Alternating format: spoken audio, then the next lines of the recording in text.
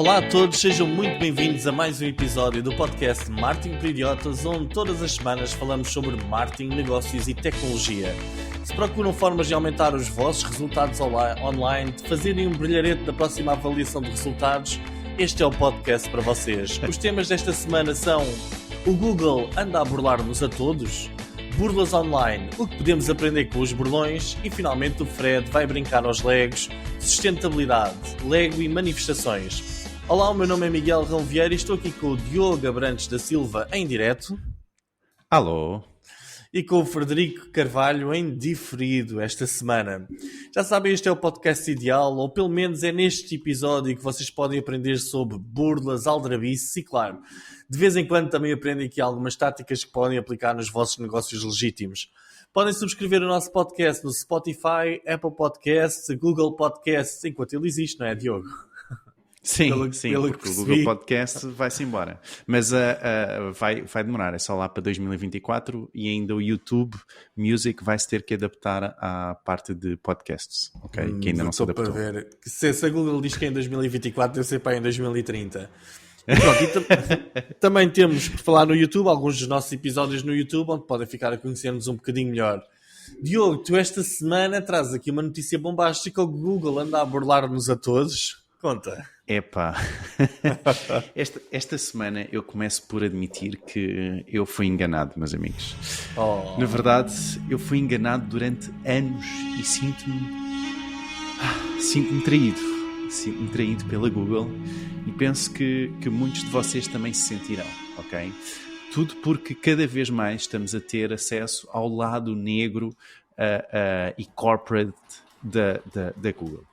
Então, em setembro passado, a Google entrou em tribunal por alegadas práticas anticoncorrência ou antitrust pelo Departamento de Justiça dos Estados Unidos, o chamado DOJ, ou DOJ, ok? Que o DOJ está então a acusar a Google de pagar somas enormes a empresas como a Apple para tornar o seu motor de pesquisa padrão nos seus produtos, dando-lhe uma vantagem injusta sobre os seus concorrentes. Até o momento, por causa deste processo, já vimos provas e testemunhos sobre o alegado comportamento monopolista da Google, como mensagens de chat, e-mails, memorandos discutivos, funcionários da Google, e mesmo o julgamento inclui testemunhos de figuras-chave como o CEO da Google, o Sundar Pichai, o executivo da Google, Eddy Cue, o fundador do DuckDuckGo, Gabriel Weinberg, que também tem um ótimo livro, by the way, que aconselho. Epá, agora não me recordo, mas acho que é Traction, se eu não estou em erro, o nome do livro, que tem a ver, é uma espécie de princípio do marketing, ok? Assim, marketing digital. É muito interessante. E sim, portanto, o caso tem tido um impacto, e eu acho que está a ter um impacto bastante grande na nossa indústria, em marketing digital, e vou-vos dar aqui alguns dos factos que, por causa do tribunal, agora sabemos. Então, a Google utiliza o número de cliques dos utilizadores para determinar quem fica nas primeiras posições do motor de pesquisa. Isto depois de, no passado, terem desmentido, não terem desmentido, mas tentarem sempre evitar que isso fosse uma informação dada como certa, ok?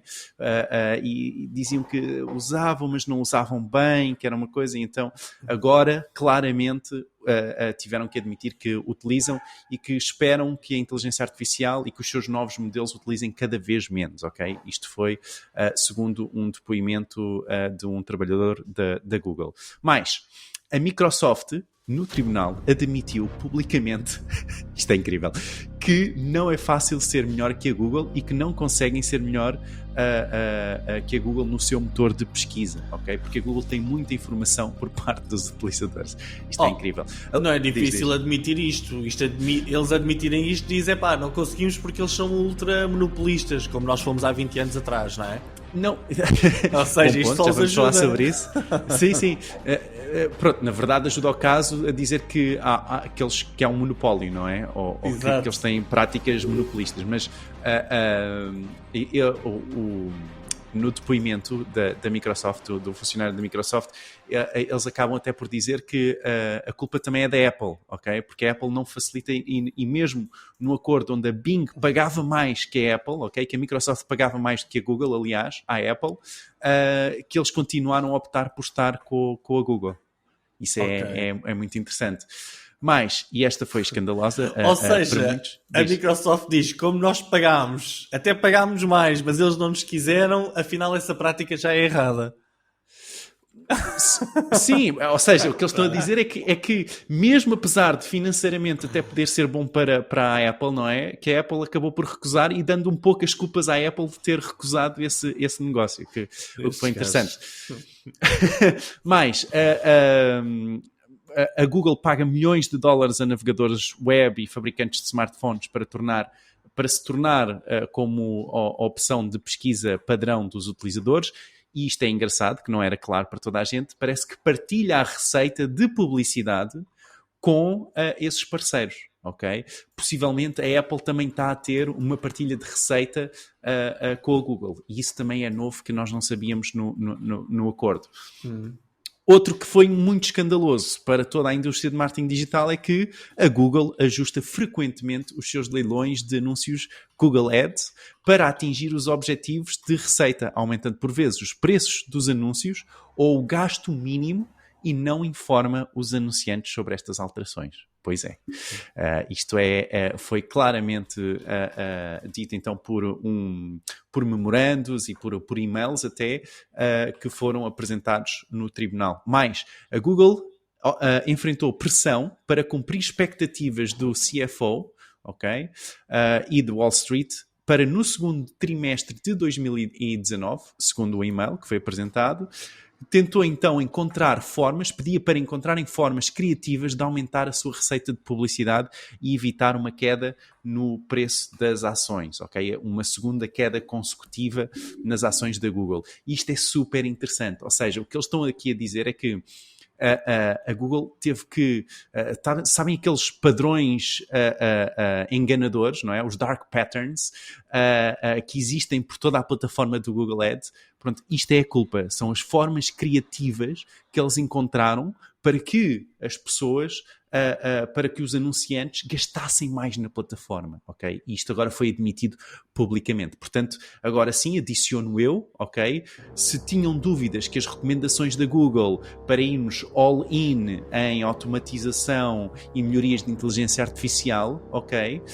Que se tinham dúvidas que essas melhorias e essas boas práticas e recomendações da Google fossem para aumentar a sua receita, isto agora passa a estar claro para todos, ok? Portanto, eles estão na bolsa, eles necessitam de aumentar a sua receita e cumprir expectativas de Wall Street.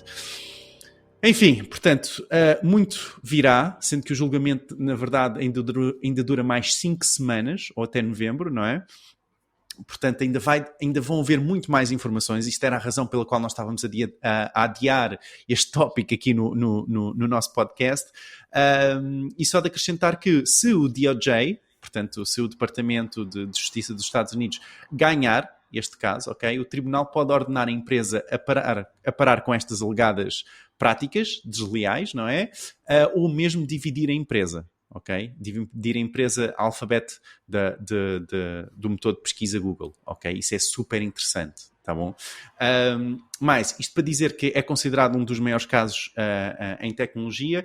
Seguidamente há da Microsoft, que teve também um processo com o DOJ, onde o DOJ ganhou, ok? O Departamento de Justiça americano ganhou em tribunal contra a Microsoft, e a Microsoft nessa altura foi ordenada a separar-se do motor de navegação, que entretanto não aconteceu porque eles tiveram como é que se chama? Eles tentaram, foram novamente a tribunal para, como é que é? Para, ajuda-me, Miguel, para voltar a tentar um recurso, exato, obrigado, não é? Num recurso, então conseguiram que fossem considerados culpados, mas que pelo menos não tivessem que dividir a empresa, e sim, pronto, então conseguiram não ter que dividir a empresa. Mas a minha questão, Miguel, para ti, que estás cá hoje, a minha questão para ti é, se pensas que se isto vai influenciar as pessoas e as agências a investirem menos na Google, ou pelo menos a estarem mais cautelosas quando estão a investir em Google Ads. O que é que tu achas? Olha, Diogo, antes de ir à tua questão, à questão que tu colocas, eu quero ir ao passado. Epá, nós já fazemos este podcast há quanto tempo? Há 2 anos, não? Já nem sei. Sim. À volta Há disso. 2 anos. E há pelo menos 2 anos que eu te dizia no início, Diogo, a Google não é como tu achas. E tu, não, mas a Google, a inteligência artificial e aquilo e o algoritmo e é para utilizar, para o utilizador e para beneficiar. E eu sempre dizia, Google, não, Diogo, não, isto não é bem assim, isto eles querem ganhar dinheiro, aquilo é uma empresa, Diogo, não te deixes levar, e tu quase tinhas a tua t-shirt da Google. Agora, acho piada, tu mudaste completamente o teu, pronto, mas percebo que te sintas enganado. E percebo bem isso. Agora é assim, o que eu acho muito agir, e eu tenho dito isto várias vezes nos vários podcasts, é que nós, com a nossa idade, é agir porque nós já vimos algumas coisas a acontecer no passado, não é? Isto é literalmente a repetição daquilo que aconteceu com a Microsoft há 20 anos atrás. Simplesmente há 20 anos atrás, com a Microsoft, ainda não estávamos no mundo da internet, não é? Assim massificado. Agora é a mesma coisa, mas para o mundo da internet. Que é o quê? O modelo de negócio da Google. Já viste o Billion Dollar Code que está no Netflix? A série? Ainda não. É bom? Muito agir. Sobre os tipos que fizeram o TerraVision. Sabes o que é? Não me recordo. Foi o serviço do qual, alegadamente, a Google roubou o Google Earth. Ok? Ok, sim. E eles tinham feito aquilo 10 anos antes da Google lançar o Google Earth. Ok? E uma das coisas que em tribunal a Google dizia era, nós nem ganhamos dinheiro com o Google Earth. E depois foi lá uma especialista desmistificar isto e dizer, não, atenção, o modelo de negócio da Google, e na altura era altamente inovador, é a rede toda, ou seja, a quantidade de dados que eles estão a apanhar de todo o lado, não é? Com imensos serviços à borla, tipo o Gmail, o Google Earth, etc., dados do utilizador para fornecer anúncios. Não referiste, mas cerca de 60% da receita publicitária da Google é anúncios. São os search ads, não é? Isto é de pagar de alguma forma. Agora, realmente é um gigante que se criou aqui. Mas também, eu vi esta notícia tipo, ok, mas, por exemplo, a informação sobre a Google pagar a Apple é pública, não foi algo que se descobriu por baixo da gaveta, não é? Isto não foi uma descoberta bombástica. Não é público, ou seja, especulações. Ou seja, porque nunca foi, se eu não estou em erro, acho que nunca foi afirmado publicamente exatamente. Ou seja, o negócio não é público em si, ouve-se falar de que foi este o SAM, estás a ver? Não é nada, os documentos não estão públicos por si, ok? Até porque é um negócio entre empresas privado, não é? Sim, nós temos vindo aqui a referir, e eu cada vez acredito mais nisto, nós estamos perante a queda de... Não tem a ver com a Google, mas tem a ver com a queda de um modelo de negócio, ok? Eu acho que nós, no mundo da internet, nós fomos expostos durante anos e anos e anos a serviços grátis, como o Facebook, o Twitter, a Google, e toda a gente passou a acreditar que estas empresas são um serviço público. E a realidade é que elas não são. Elas são empresas, elas não pertencem às pessoas, pertencem aos acionistas da mesma, não é? Claro. Ou seja, estas empresas tornaram-se gigantes, habituaram-nos a serviços grátis, mas não nos podemos esquecer que sempre que há um serviço grátis é porque outro serviço que podia ser pago e fornecido por uma pequena ou média empresa não é servido porque não tem dinheiro para competir com o grande capital, não é? E eu acho que as pessoas começaram a acreditar. A Google no início parecia que era assim uma espécie de um anjinho, não é? Mas não se torna uma das maiores empresas do mundo a fazer práticas de anjinho, ok? Ou seja, estes monopólios vão acontecer sempre. E acho que agora estamos a chegar ao final de uma era e vai começar outra era qualquer. Eu não sei qual é que é. Infelizmente não tenho essa capacidade de visão. Mas da mesma forma que há 20 anos atrás ninguém diria é possível a Microsoft ser destronada como a rainha da tecnologia, eu acho que nós estamos a chegar a uma fase final da Google. Ok? Eu ainda não sei qual é que é a próxima. Mas a realidade é que é um ciclo de 20 anos que aconteceu e a história está-se a repetir. Mas pronto. Relativamente aqui à tua questão mais propriamente dita sobre os anunciantes e tal, é assim. Eu não vejo como... Eu estava a ler, estava a ouvir-te e estava a pensar, algumas das coisas que ele está a dizer epá, como é que as pessoas podem achar que isto é qualquer coisa? Por exemplo, a cena do CFO a dizer que a fazer aqui alguma pressão para se encontrar formas de se aumentar a faturação. Epá, então, mas qual é que é o mal? Qual é que é o mal disso, Diogo? Qual é que é o Pergunto-te mal? Pá, depende das formas como nós estamos a olhar, não é? Mas sim, eu percebo o que tu estás a dizer, no sentido em que uma empresa, não é? Estamos num mundo capitalista e ela é uma empresa cotada em bolsa e tem que subir os seus revenues. Não, olha, mesmo que não fosse cotada em bolsa, vai, uma empresa quer aumentar a faturação. O custo por clique mas tem uma não é pressão como muito maior, não é? O facto de ser cotada em bolsa tem uma pressão constante de crescimento infinito, não é? Sim, mas pensa assim, nisso. O custo por clique não é como os pãezinhos ou o leite meio gordo que tu compras no supermercado. Ou seja, estes preços não estão tabulados nem são regulados pelo Estado. Isto é um produto que existe, ou vamos chamar-lhe um serviço. A Google está a vendê-lo e, como qualquer outra empresa, pode decidir os preços que cobra pelos serviços que presta. Concordas com isto? Querem aumentar o custo por clique, claro. Eles podem aumentá-lo, se lhes apetecer.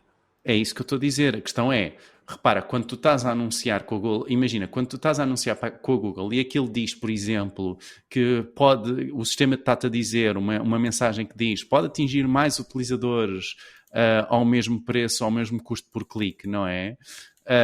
E para resultados semelhantes, epá, a plataforma está, no fundo, a tentar com que tu invistas mais, não é? Sim. E há uma certa confiança, e houve durante muito tempo uma certa confiança de que, até porque era um mote da Google, que era do no evil, não é? De que, sim, nós podemos, é uma empresa a quem podemos confiar, não é? Exatamente. E isso sim, e ainda bem que os nossos ouvintes foram-nos ouvindo ao longo destes 2 anos, com os alertas todos que nós fizemos relativamente a estas questões de aplicar aquelas automatizações logo automáticas da Google, lembras-te? Claro. Que realmente começámos a alertar. Eu, inclusive, tive um cliente que destruiu uma conta porque aplicou aquilo tudo e tivemos de reverter e as reversões já não trouxeram os mesmos resultados, ok? Nisso sim, eu acho que há uma quebra de confiança total na Google do ponto de vista de aquelas sugestões que eles fazem servem para melhorar resultados. Epá, eu acho que hoje em dia qualquer pessoa que trabalhe com isto todos os dias já percebeu que não. E até se afasta disso. Serve para melhorar os resultados. Só que é os resultados que eles têm na bolsa, não é? Exato. Eles são transparentes, eles dizem, olha, isto vai melhorar os resultados. Exatamente. Não são só os seus. Exatamente. É assim, eu acho que isto a curto prazo pode ter ajudado a Google a ter mais faturação, se os resultados realmente subiram, etc. A médio e longo prazo afeta porquê? Porque a nossa confiança na Google diminui, não é?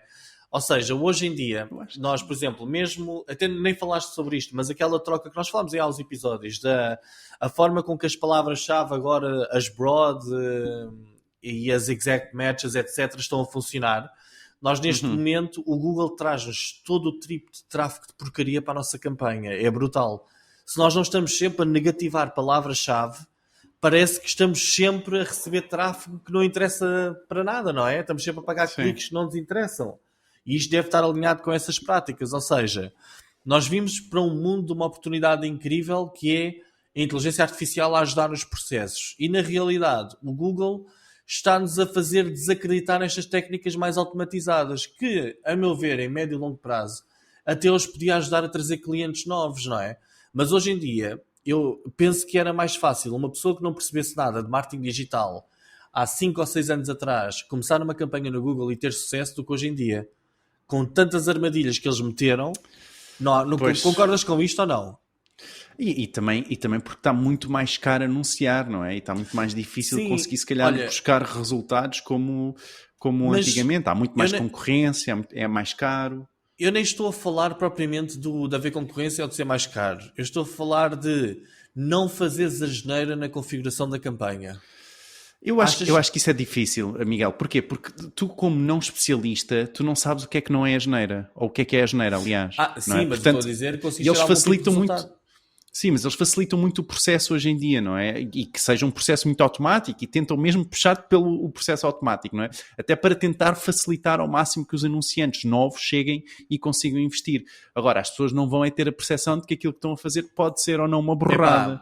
É altamente desastroso. Tu neste momento vais ao Google e se tu não começas a selecionar o tipo de palavra-chave que tu queres e se não tiveres alertado para as palavras-chave negativas, o que acontece? Tu vais lá, configuras uma campanha, metes aquilo em broad e aquilo vai-te apanhar todo o tipo de tráfego de lixo, literalmente. E tu, como não vais fazer os filtros das palavras-chave negativas, tu estás a... É uma asneira, é difícil começares uma campanha se não tiveres logo muita há atenção. uma asneira ainda maior, que é o facto de tu nem sequer estás a anunciar no motor de pesquisa. Parece que tu vais ali, pensas que vais anunciar no motor de pesquisa, mas a campanha de Performance Max, que é o que eles insistem para todos os novos utilizadores criarem, ok? Vão anunciar no YouTube, vão anunciar em redes de display, que tem uma performance muito, muito pior por norma. Okay? Exato. E enquanto vocês... pior é que em Portugal nós não temos dados suficientes, muitas vezes, para o sistema aprender o que é uma boa performance. Então é só gastar dinheiro. Porque tu precisas de dinheiro para conseguires treinar o teu algoritmo. E a realidade é que nos Estados Unidos, se calhar a realidade de investimento é muito maior do que a nossa, não é? Ou seja, aqui uma pequena empresa gasta 300 a 400 euros na expectativa de não ter resultado só para treinar o algoritmo, é um escândalo. Lá se calhar não é? Epá, acho que sim. Eu acho que a Google está a preparar-se para a queda do império. Porquê? Mas tu achas que os utilizadores os anunciantes vão querer anunciar menos com o Google ou achas que isso não vai afetar? Enquanto não houver uma alternativa viável para apanhar tráfego de intenção, que é o tráfego que está neste momento à procura de uma solução para um problema, enquanto não houver uma alternativa, ninguém vai abandonar a Google. Porque tu, se queres apanhar realmente aquele tráfego fundo de funil, é ali que tu o apanhas, ok? Pois. Eu acho que não vai haver aqui uma debandada dessa forma. Agora, isto está-se a preparar tudo para vir um grande concorrente chinês ou de outro sítio qualquer. Porque nós, neste momento, ainda ninguém se tentou meter a sério no mercado da pesquisa. Pá, tens aquelas experiências de DuckDuckGo e alguns pequenos players, não é? Mas a questão é que o próximo grande motor de busca não vem dos Estados Unidos. Ele vem da Índia ou vem da China. E eu acho que quando isso acontecer, isto poderá tornar-se avassalador. Ok? Mas, é assim, eu ainda não sei bem, na minha mente ainda não pensei bem como é que isso vai ser. O que eu sei é que a Microsoft era líder e deixou de ser. Eu acho que a Google neste momento é líder. E pá, os sinais são parecidos, não é? Não parece que é tipo a quebra de confiança generalizada no serviço e Até o processo é parecido. Até o processo é parecido, exatamente. Epá, parece que isto é E nós, isto é a primeira vez que vemos isto a dar a volta, não é? E se calhar isto começa-se a perceber que nas tecnológicas é de 20 em 20 anos que a porca torce o rabo. Ou seja, se calhar Sim, podemos equacionar daqui a 3 ou 4 anos, e se calhar é o que está a acontecer. O Facebook, que começou em 2006, 2007, não é? O seu ciclo, se calhar daqui 20 anos depois, o ciclo dele fecha e abre outro qualquer. Já está o TikTok, já começa a surgir como líder de inovação. Já viram isto? Já pensaste nisto? Neste momento, se nós pensamos quem é que é o grande inovador, não é o Facebook, não é a Meta, é o TikTok.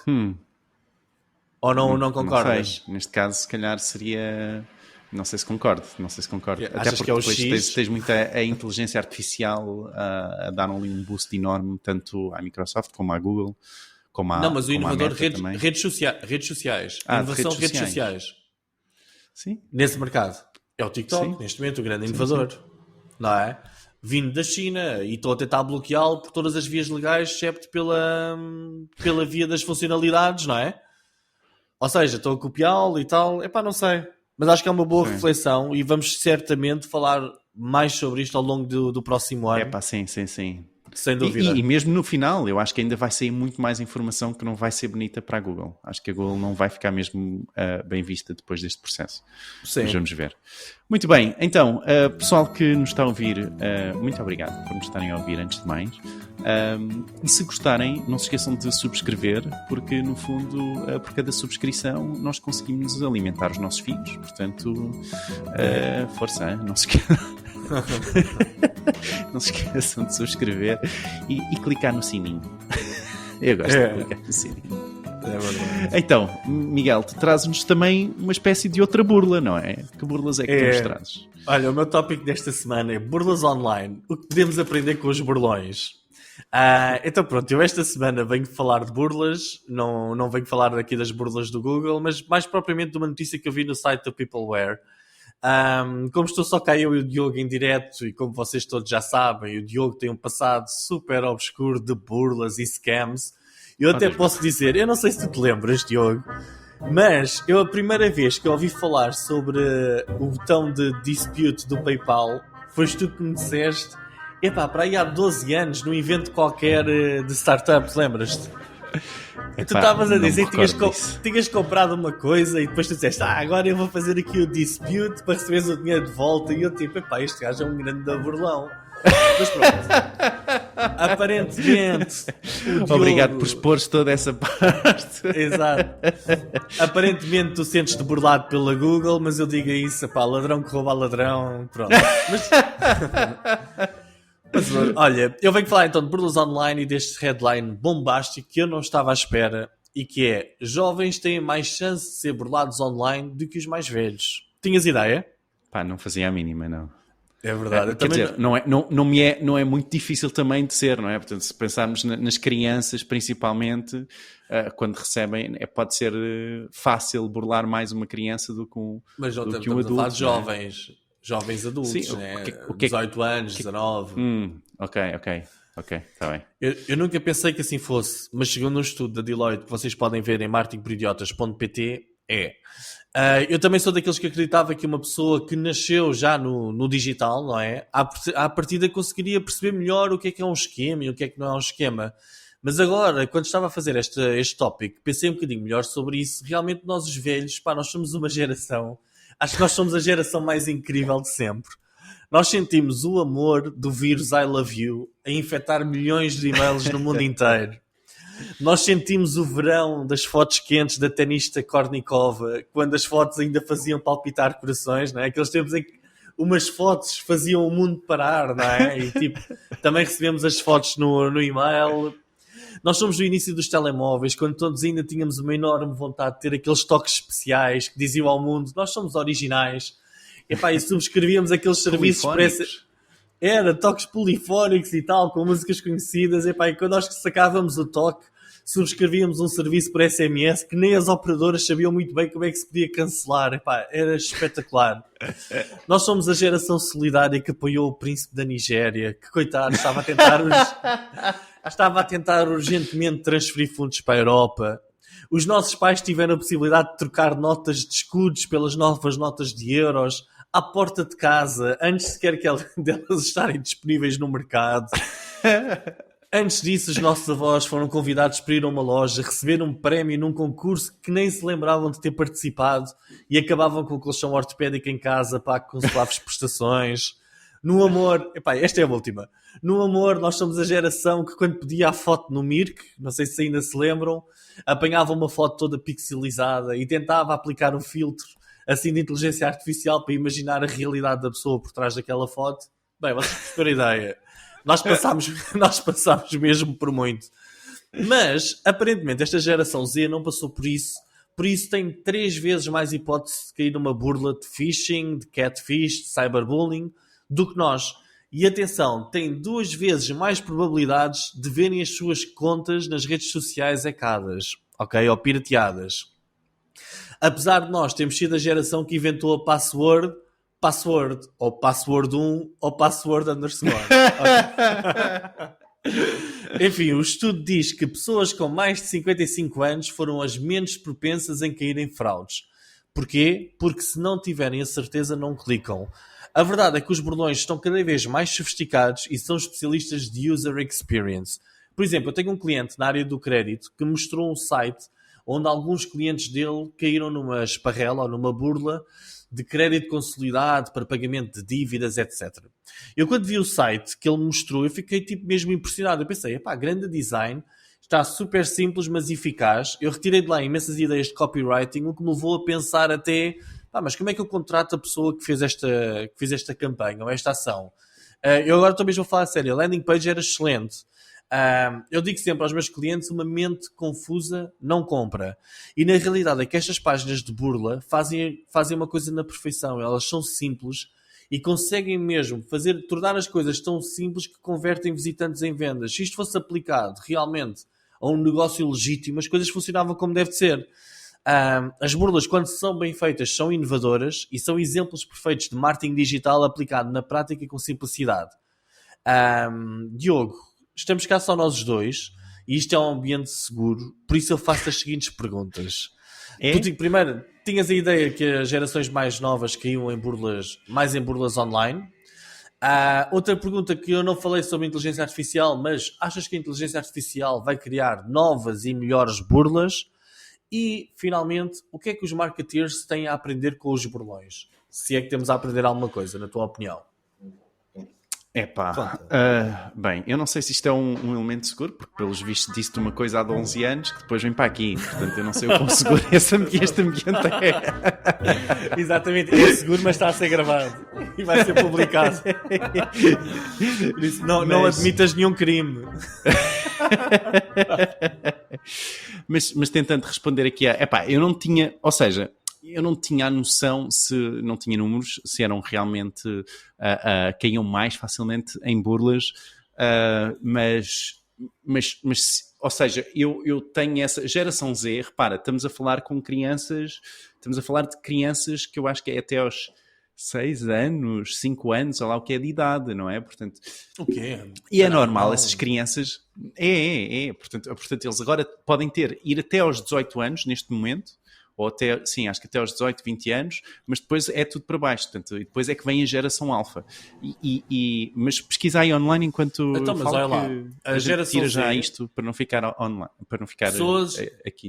Pessoas em média nascidas entre a segunda metade da década de 1990 e o ano 2010. Ou seja, podemos estar a falar de pessoas no máximo, teoricamente... 13 anos, é isso? Não, então é lá. Desculpa. Então, espera aí, desculpa lá. Se são pessoas, nós estamos em 2023, menos 1995, estamos a falar de pessoas até aos 28 anos. Até aos 28 anos. E idade mínima? Idade mínima, 2010, menos 2023. 13 anos. É dos 13 aos 28. Ok, é isso. Ou seja, eu teria a tendência de acreditar que uma criança dos 13 aos 16 anos, ok, ainda caísse mais facilmente numa burla. Assim, então, até que idade, desculpa, disseste? Até aos 20 e tal, vamos considerar 27, pronto, até aos 20 anos. E tal, aí já estou mais descansado, não é? Já teria essa capacidade, ou essa ideia de que... Isto só em termos de ideias, não é?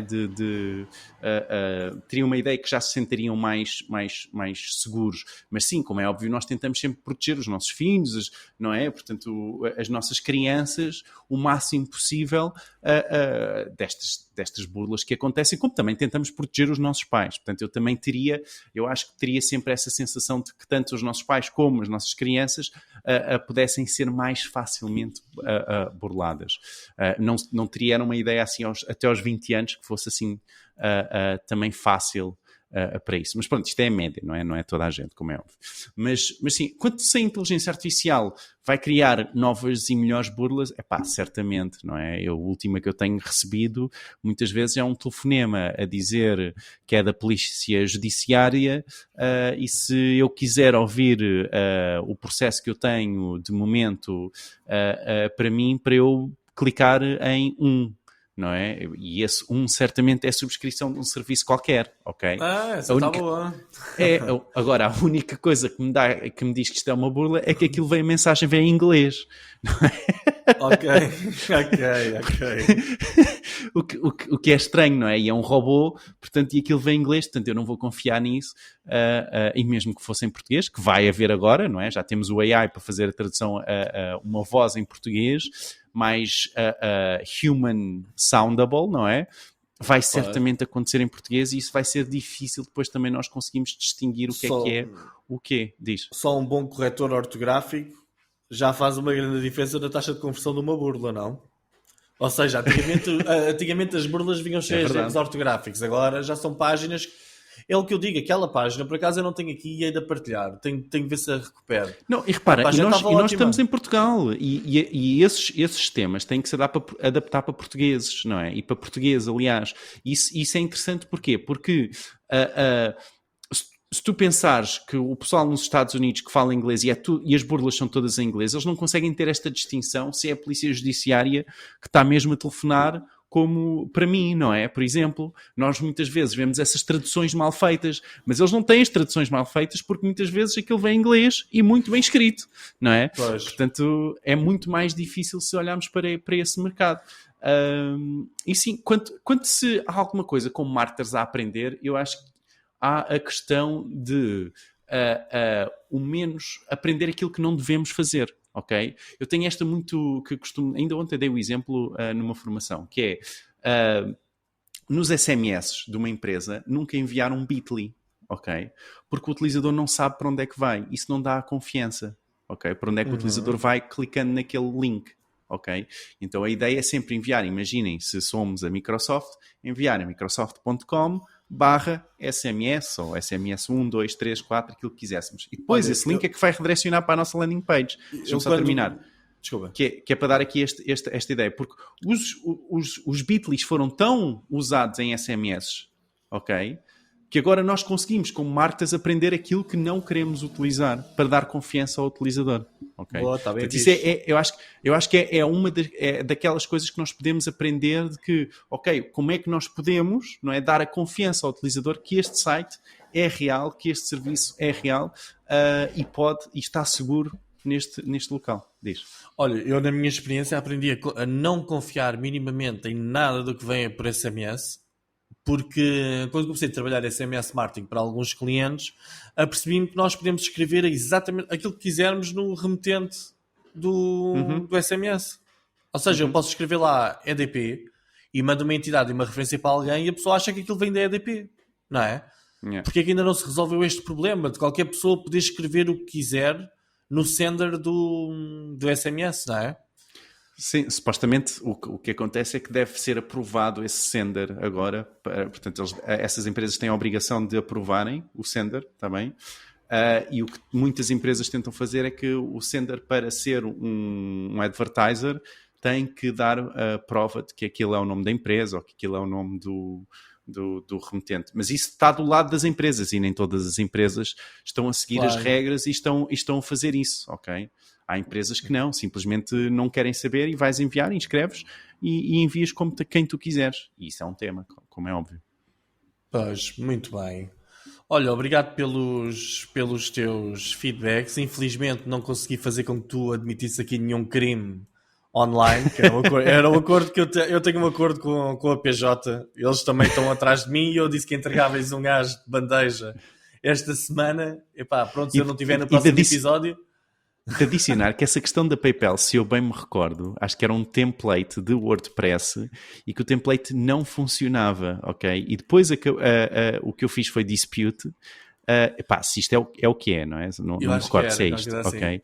E eu fiz o dispute para ter o dinheiro de volta e depois apercebi-me que era um problema meu que a razão pela qual não funcionava. Nós queríamos um template para fazermos uma landing page do MVP. Já estava feito, mas o dispute já estava feito. Okay. Pois, é a minha defesa. Muito bem, olha, se estão a gostar disto e já sabem, nós temos um grupo do WhatsApp onde todas as semanas partilhamos várias coisas. Podem ser ao grupo exclusivo. Sim, podem ser ao grupo através de w.martinporidiotas.pt ou por um bit.ly que vão receber via SMS. O conteúdo exclusivo desta semana é Flip the Script, Overcoming Negativity Bias for Positive Growth. Diogo, explica lá o que é isto. Uau, ok, então isto é uma apresentação de uma neurocientista e SEO. O que ela faz é Neurosearch Science e na verdade, pronto, é uma apresentação sobre como é que se chama? O viés da negatividade que nós temos como seres humanos, que olhamos muito para o lado negro das coisas e como é que nós podemos usar esse lado negro para crescermos online, ok? Portanto, é uma apresentação interessante. O que eu gostei sobre a apresentação, não dá para ter um grande sentido na apresentação que vamos adicionar. O que está bom na apresentação, que eu gostei imenso, são, no fundo, estes vieses de que ela fala e algumas estatísticas que ela lá tem que são super interessantes, ok? E fica então... Mas é explorarmos esta ideia que uma pessoa está sempre com pensamentos mais negativos e é explorar isso? Ou seja, aproveitar isso a nosso favor? Não é nesse Isso é uma forma de expor as coisas, é verdade, ok? Não vou dizer que não, porque mas a ideia é de como usares esse viés de comportamento, ok? Por exemplo, em copies que tu queiras usar, para conseguires ter mais sucesso nesses copies. Tipo, por exemplo, está a ter um dia assim, não é? Quando se pergunta ao português, então, está tudo bem? Está assim, vai indo e tal. É usarmos, por exemplo, isso num copy e arranjarmos uma forma de fazer uma transição desse momento para um momento que beneficia a nossa marca? Por exemplo, digo eu. É uma possibilidade. Sim, é uma possibilidade. Okay. É uma questão de ires ver o conteúdo. Ok, muito bem. Então, olha, sem mais demoras, vamos passar para uma parte mais ligeira de brincadeira, que é a parte do Fred, que vem falar sobre sustentabilidade, Lego e manifestações. Uau, tudo na mesma frase. O Fred esta semana não está connosco, vai fazer isto, ele pré-gravou, nós vamos ouvi-lo agora pela primeira vez com vocês e vamos. Diogo, estás pronto para o lançar? Vamos lançar. Bora, Fred. Hoje vou entrelaçar duas histórias, a da Lego e a dos manifestantes ambientais em Portugal. Ambas levam-me a refletir nos atuais e futuros desafios ambientais e sociais que enfrentamos. Bom, pergunta: os nossos ideais de sustentabilidade correspondem mesmo à realidade e à ética ambiental? Ou estamos a cair na armadilha de uma narrativa verde que na verdade é enganosa? Bom, um pouco de contexto. Em 2003, a Lego esteve à beira do abismo financeiro, mas depois reinventou-se. Em 2019, a Lego anunciou uma reinvenção sustentável, anunciada como um movimento ambicioso. Os seus primeiros blocos feitos de plástico reciclado seriam feitos através de garrafas de bebidas. Um grande passo para a sustentabilidade, ou assim pensávamos. Mas 4 anos depois, qual não foi a nossa surpresa geral quando os alicerces desta alternativa ecológica começaram a desmoronar-se? As razões? O plástico reciclado era simultaneamente mais poluente na sua produção e menos resistente. Duas perguntas sobre os desafios da sustentabilidade. O que é que levou a Lego, conhecida pela qualidade dos seus produtos, a não prever os problemas com o plástico reciclado em termos de poluição e resistência? E depois também me pergunto o seguinte: quais foram as consequências da Lego quando as questões relacionadas com a resistência e a poluição vieram à tona? A Lego nos últimos anos mostrou ser uma máquina de marketing e criação de receita incrivelmente bem sucedida, com uma margem de lucro que chega a ser invejável mesmo quando comparada a gigantes do segmento de luxo como a Louis Vuitton. Isto foi em grande parte facilitado por estratégias inteligentes e diversificadas, como entrar no mundo do entretenimento, refiro-me ao quê? Ao lançamento de filmes no cinema, videojogos e muito mais. Aliás, há uma série engraçada na Netflix chamada Toys That Made Us. Toys That Made Us, que conta um pouco deste mundo. Mas voltando à nossa história de sustentabilidade. Será que a Lego encontrará aqui uma solução que satisfaça tanto o ambiente como as pequenas mãozinhas ávidas de construir mundos? Simultaneamente, na rotunda de Lisboa, eu li há pouco que há uns manifestantes que estão a fazer um apelo à consciencialização ambiental, não com blocos coloridos, mas com corpos e vozes que, segundo li há pouco, interromperam a circulação rodoviária em frente à Galp. É uma luta diferente, que lá está, mas que, como a Lego questiona, o que é que isto significa, aliás, o que é que significa verdadeiramente ser sustentável e ético no mundo a abarrotar de contradições e desafios. Portanto, num espaço entre estes dois episódios, o tema da Lego e dos manifestantes, surgem algumas interrogações inquietantes que eu deixo aqui para o nosso painel de podcast refletir e para os nossos ouvintes e telespectadores do podcast. Que é o seguinte: a história da Lego poderia ter sido diferente se tivesse previsto as rachaduras nos seus blocos? Poderiam os manifestantes encontrar aqui um meio termo que consciencialize sem alienar património público? E até que ponto estes métodos são sustentáveis e eficazes na mudança do comportamento corporativo e práticas governamentais? A Lego, com toda a sua riqueza e influência, realmente promove a sustentabilidade de uma forma significativa e transparente, ou estamos, enquanto sociedade, a ser distraídos por uma visão de greenwashing, onde as boas intenções ecológicas são ofuscadas por outras considerações práticas e financeiras? Eu acho que ambos os cenários conduzem-nos a uma reflexão mais profunda sobre aquilo que é hoje a complexidade da gestão, do marketing, da sustentabilidade, num mundo cada vez mais voltado para os impactos das alterações climáticas e a necessidade de práticas empresariais mais éticas e ecológicas. Da mesma forma que a Lego procura o equilíbrio entre a lucratividade e práticas sustentáveis, nós, enquanto sociedade, acho que precisamos de encontrar aqui um equilíbrio entre o ativismo que chama a atenção para as causas importantes e o diálogo que promove a mudança real e sustentável. Bom, hoje não tenho uma pergunta final, é mais um conjunto de questões, de reflexões para o painel deste podcast e para os nossos ouvintes refletirem. Acho que a construção, assim como a reflexão, nunca termina. Bom, fica aqui o PS. Se quiserem mergulhar um pouco mais neste universo, Braga terá a maior exposição ibérica de construções da Lego no próximo dia 5 de outubro no Altice Fórum Braga. Quem sabe, talvez por entre as construções de plástico, encontremos também alguns tijolos da solução para um futuro mais sustentável. Oh, que fofinho. Olha, epá, eu vou filosofar. Vai com tudo. Vou filosofar. Queres que eu dê? Queres que eu comece? Queres mais tempo? Não, epá, eu posso não. começar. Então começa e depois começo eu. Eu acho, primeiro, acho que há aqui uma coisa muito interessante, até porque este tópico, até no nosso grupo, gerou alguma discussão, entre mim, por exemplo, e o Ricardo, não é? Eu acho que, para deixar aqui bem claro, eu acho que nós não estamos a cair numa armadilha de uma narrativa verde. Ok? Isto é uma questão que o Fred faz no início. Isto não é uma armadilha enganosa. Não. O mundo está mesmo a arder, gente. É o IPCC que diz. São milhares de cientistas. Ok? Não são milhares, são centenas de cientistas que literalmente estão a dizer isto. Ok? Isto já se disse de tantas formas diferentes. Espera, deixa-me só adicionar isto, que é o que eu quero dizer com isto, ok? É que a sustentabilidade é importante. O mundo não tem... Reparem, é uma coisa fácil. O mundo não tem recursos ilimitados, ok? E à medida que nós vamos buscar recursos, seja para construir baterias, seja para construir peças de Lego, ok? Esses recursos são finitos. Eles existem em muita escala, ok, muitos dos recursos, mas são finitos, ok? E enquanto estivermos numa... Epá, pronto, agora ia para outro assunto, mas focando aqui na ideia de Martin, eu acho que não é uma questão de uma narrativa verde, até porque nós já vimos e apresentámos estudos, aliás, a Servidores Verdes, o nosso patrocinador, apresentou-nos estudos especificamente a dizer, atenção, que selos verdes os utilizadores acabam por escolher mais, porque se preocupar com essa sustentabilidade, aliás, e acabam por escolher mais os nossos produtos, ok? Portanto, isso, na verdade, até vende mais, ok? Portanto, não acho que seja uma narrativa falsa de uma armadilha, aliás, de uma narrativa verde.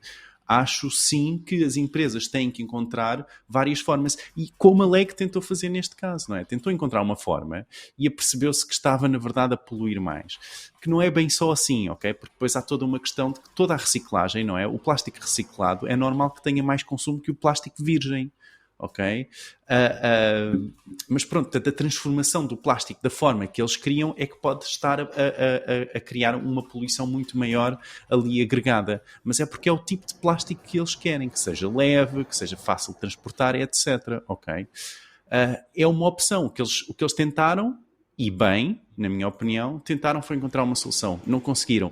E o que a Lego diz é que não terminou, é que não vai procurar mais soluções. Não, vai continuar a procurar mais soluções, como as peças que são feitas através de fibra de bambu, por exemplo, ok?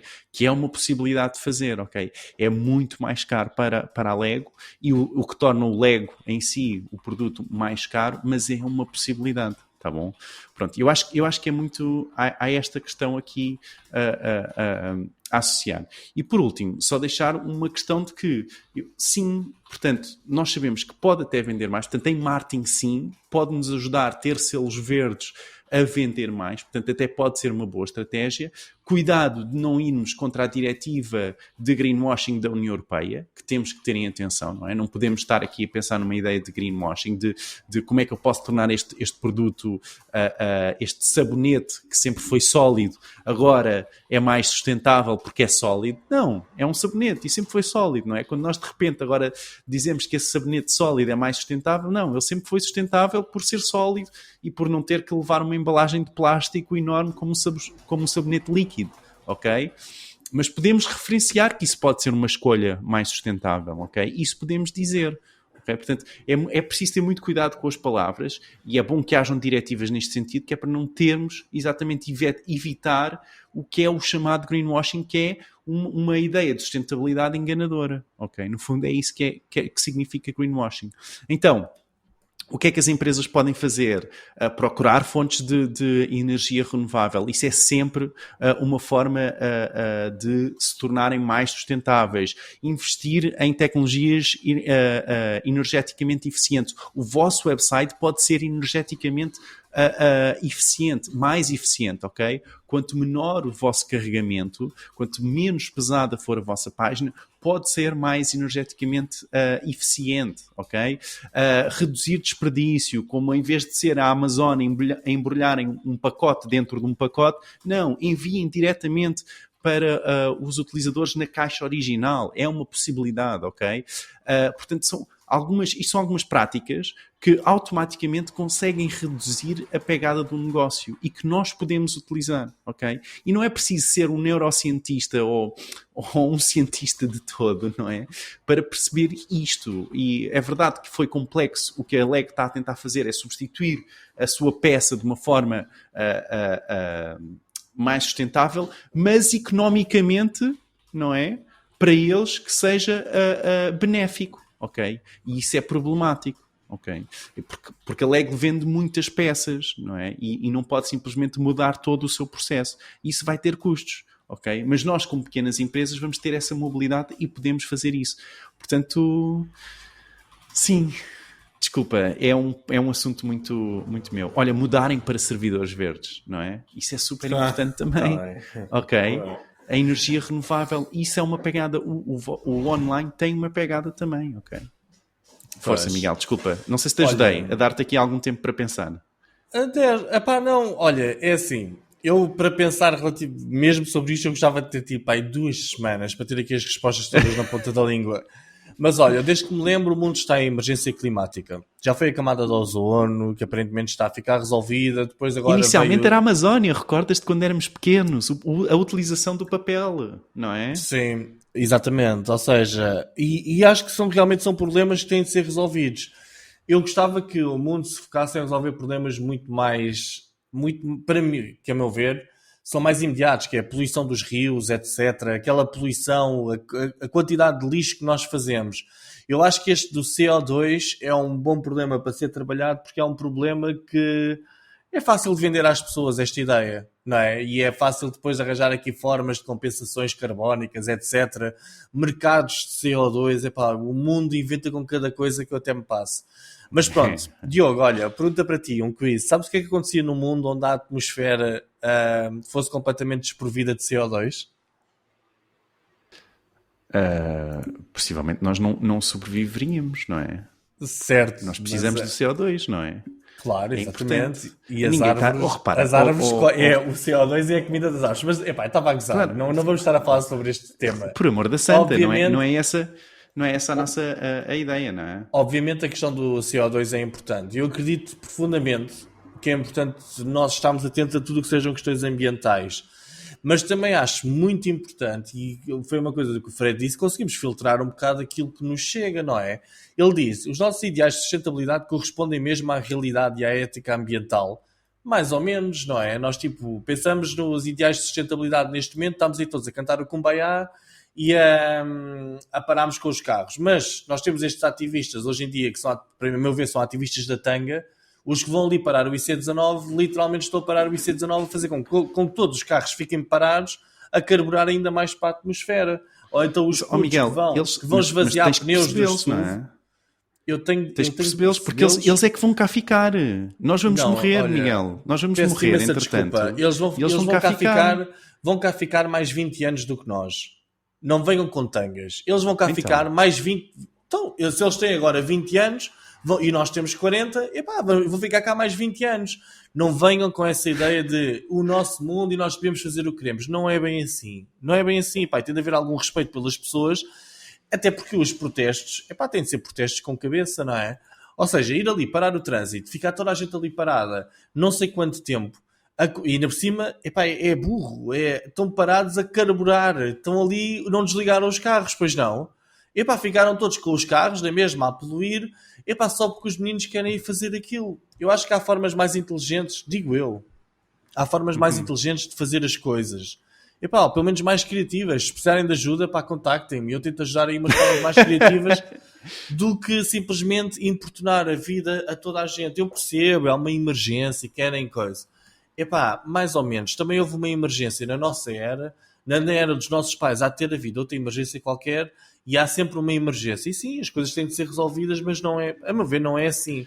Mas não é verdade que eles têm conseguido mais com estas práticas, seja esta ou seja de atirar a tinta para... Agora já Olha, não me recordo peço quem, desculpa. mas deixa-me só... Mas espera aí, deixa-me só terminar, que é... E atirar o molho de tomate para cima das obras de arte sem as danificar, porque sabendo que estavam protegidas, mas... Tu não achas que estas coisas, por acaso, não têm trazido pelo menos mais awareness? O que é que o Van Gogh tem questiono, a ver questiono, com não estou, alterações e questiono isto mesmo numa cena, num sentido eu acho de que marketing, não. é? Eu acho que não. Tu conseguis mais awareness para uma questão. Eu até acho que isto funciona contra as questões ambientais. Porquê? Interessante. Tu consegues trazer mais pessoas para um movimento se conseguiste arranjar formas criativas de os trazer, não é hostilizá-los. É a mesma coisa que, por exemplo, hoje em dia, todas estas notícias que vão sair de identidade de géneros, etc., LGBTQ e depois mais umas quantas letras à frente. Sempre que sai uma letra, o movimento perde. Porquê? Porque pessoas que estavam entre os que aceitam isso e os que não aceitam, estavam ali naquele moderado indeciso, começam a achar: epá, estes tipos estão a ir longe demais, isto começa a ser uma parvalheira.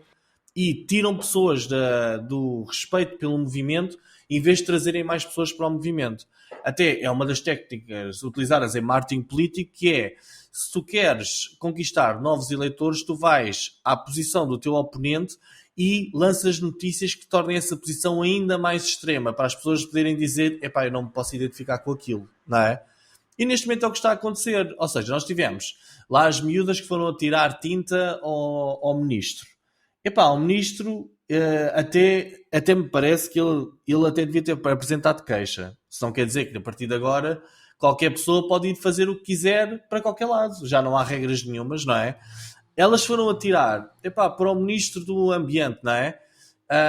Ok, elas estavam-se a querer manifestar contra a Galp e tal, mas, epá, fez sentido? Não sei, eu acho que é levar isto a um extremo, epá, que começa a ser um extremo, epá, não sei. Eu acho que nós devemos começar por tentar educar se essa a necessidade da população, mas pá, temos daqui cuidado. Por exemplo, nós queremos salvar o mundo, ok, e eu acho que uma luta porreira para estes miúdos terem todos era irem ali para os portos onde estão a sair.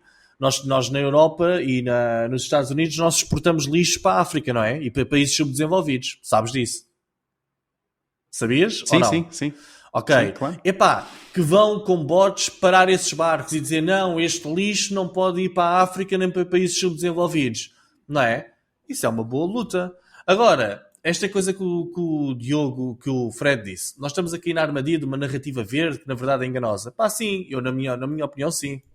Por exemplo, queremos salvar o mundo com os carros elétricos, mas produzir um carro elétrico polui muito mais do que a produção de um carro a gasóleo, não é? Mas ou a gasolina. isso já foi provado que polui mais na produção, mas a longo termo não.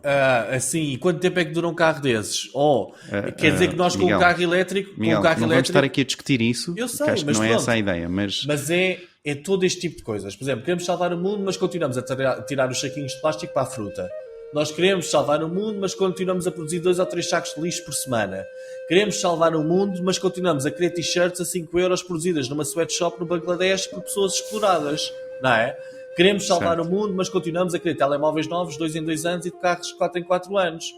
Ou seja, epá, como existe esta emergência climática no momento dos consumidores e dos mais novos, as empresas começam a fazer as neiras porque têm de acelerar o alinhamento destas preocupações com o aumento dos consumidores. Já tentando fechar aqui um bocado o tema. Antigamente era mais fácil, por exemplo, uma luta super justa. Não testar produtos cosméticos em animais. Epá, e o mundo uniu-se contra isso para verem produtos que não são testados dermatologicamente em animais. A questão da camada do ozono, ok, vamos fazer pressão para que não hajam desodorizantes sem... Era aqueles EFCs, não era? Um Sim. componente qualquer químico. Hoje em dia é muito mais difícil e existe muito mais desinformação. Por exemplo, também já ouvi falar que esta ideia das compensações carbónicas e tal, não funciona bem assim, não é? Mas acho que todas as associações ambientalistas estão contra as compensações carbónicas. Exatamente, mas isso já foi tão metido na mente dos consumidores durante 20 anos pelas mesmas organizações que neste momento isto já está aqui tudo a dar uma grande volta. E, por exemplo, Não acho que seja pelas mesmas organizações, neste caso é muito pelas empresas, porque é uma questão capitalista que acontece e muito pelas políticas, que é uma forma de continuarmos o capitalismo poluente, tendo uma forma de compensá-lo do outro lado. Exatamente, mas que é uma mentira. A compensação não resolve o problema. Agora, nós depois temos, como estas questões estão na mente dos consumidores, depois vêm os tipos da Apple com um storytelling muito agir, com a mãe natureza e tal. A realidade é que isso é tudo uma grande tanga. É uma grande tanga. Se eles querem ser realmente sustentáveis, criam um smartphone que dure 20 anos e não tenham um processo de marketing que faça a pessoa querer um novo 2 em 2 anos. Ótimo. Obrigado, Miguel. Que não seja eu a dizer isso. Poxa. Não, mas acho que é isto. Agora, mesmo para acabar, hoje em dia as cadeias de valor são muito mais complexas e nós temos empresas que têm uma falsa imagem ecologista que quando vamos a fundo da cadeia de valor percebemos que ou são explorados recursos naturais de forma ilegal ou são explorados recursos humanos como mão de obra praticamente escrava. Eu lembro-me de um livro muito agir que era de onde é que vem essa t-shirt. Isto foi a pergunta que um jornalista fez a um hippie durante uma manifestação. E na realidade aquele hippie usava uma t-shirt que lá está, feita num Bangladesh ou num país qualquer desses por um escravo, não é? Ou seja, eu acho que temos de ser inteligentes nas manifestações que fazemos. Eu adorava ver os miúdos a utilizarem a energia deles para coisas que realmente interessam. Não é para fazer uma manifestação no IC19. Que resultados práticos que isso vai ter? Zero. Os resultados práticos que vai ter é qualquer pessoa que tenha estado naquela fila de trânsito diga, estes putos estão a ir longe demais. E isso não é bom. Será? Eu acho que é. Ou achas que uma pessoa diz, estou aqui 1h30 à espera, mas ainda bem, isto é pelo ambiente. E quando tem o carro com o ar-condicionado ligado porque está calor, a gastar combustível parado. Eu não sei, não é? Agora, se eles tivessem feito qualquer coisa mais positiva, não é? Não é fazer o fácil, pensem. Digo eu, pensem ser mais para as empresas, se calhar até contra as empresas e lá está, ir para a frente da Galp. E eu recordo-me agora o Just Oil, por exemplo, foi com uma tinta simplesmente começar a pintar o tipo óleo, a pintar o edifício, acho que era da BP, por exemplo, com óleo, não é? Com uma espécie de óleo, não é? E sim, portanto, se calhar mais nessa direção era capaz de ter mais, por exemplo, sucesso do que propriamente no cidadão comum, é isso que estás a dizer? Eu acho que sim. É a mesma forma com que os tipos dos transportes querem negociar alguma coisa com o Estado e de repente param e querem fazer parar a população. Isso tem resultados práticos? Acho que não tem. Tem resultados, sendo que sim, eles depois necessitas de ter uma solução, não é? Eu acho que estou a ouvir pelo menos algures a musiquinha. Exatamente. A dizer-nos que está na altura. Gente, se chegaram até ao fim do episódio, não se esqueçam de subscrever e se juntarem ao nosso grupo de WhatsApp, ok? Não recebemos e não pagam nada, tá bom? É totalmente gratuito e tem sempre, todas as semanas, valor. Daqui o Diogo e o Miguel, esperamos ver na próxima semana e nos próximos episódios. Tchau! Tchau!